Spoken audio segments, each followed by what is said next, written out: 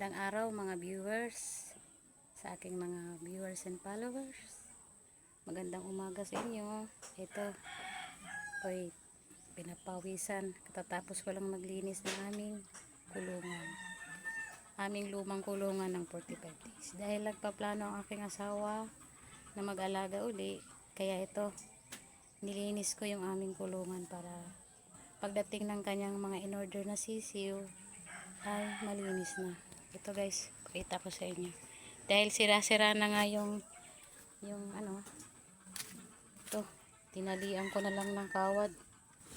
Yan. Binaras ko na rin. Pinabras ko sa akin. Medyo may konting sira at hinayos ko. Yan. Ito rin. Linis ko maigi para pagdating ng sisiw, okay siya.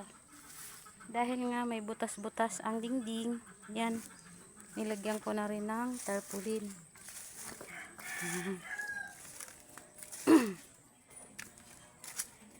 Kasunod naman, ang lilinisin ko ay itong tabi kasi madamo. Ito siya, oh. Lilinisin ko naman yan. Next. Medyo pagod pa. Yun talaga pag mag-aalaga ka, kailangan linisin mo para di sila magkasakit. Yan. Yun nga po ang aking gagawin namayang hapon naman.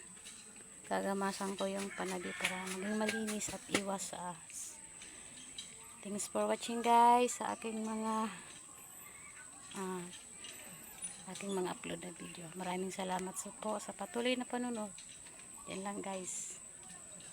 Salamat.